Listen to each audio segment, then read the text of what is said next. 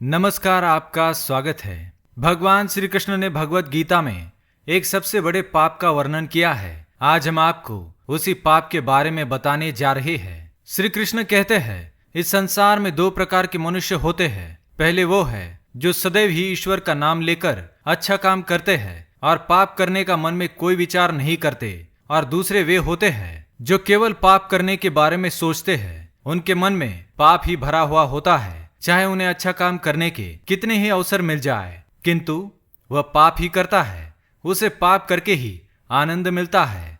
परंतु एक सज्जन मनुष्य पुण्य करते समय दुख और यातनाएं भी मिले तो भी उसे स्वीकार करते हुए सदैव पुण्य करता है। उसे अच्छा काम करने का अवसर मिल जाता है तो वह पीछे नहीं हटता।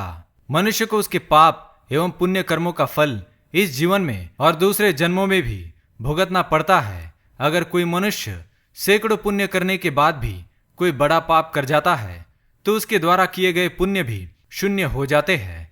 वह पाप उसके सभी गुणों को ढक लेता है। इसलिए मनुष्य को पाप का कभी चिंतन भी नहीं करना चाहिए। आज हम आपको बताने जा रहे हैं सबसे बड़े पाप के बारे में। भगवान श्री कृष्ण ने एक ऐसे पाप का वर्णन किया है जो पापों से भी बड़ा महापाप है, अपराधों से भी बड़ा अपराध है।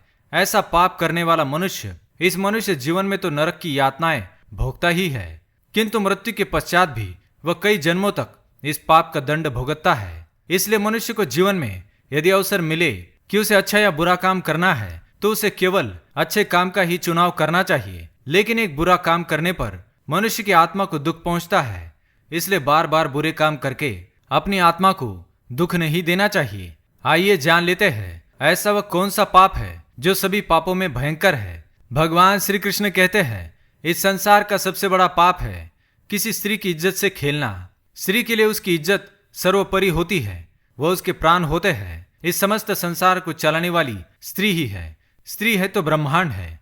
स्त्री के बिना ये संसार शून्य है। अतः किसी स्त्री का अपमान करना या उसके साथ दुष्कर्म करना सबसे बड़ा पाप है। जिस प्रकार अंधे धृतराष्ट्र ने द्रौपदी के चीरहरण पर मौन धारण किया था और उसके कुल का नाश हो गया। भीष्म पितामह गूंगे बैठे रहे और उन्हें बाणों की शैया पर सोना पड़ा, और दुशासन दुर्योधन जैसे कौरवों का क्या हश्र हुआ ये सारा संसार जानता है। इसलिए कभी किसी स्त्री की इज्जत पर हाथ डालने की भूल मत करना। इस पाप का दंड कई जन्मों तक भुगतना पड़ेगा।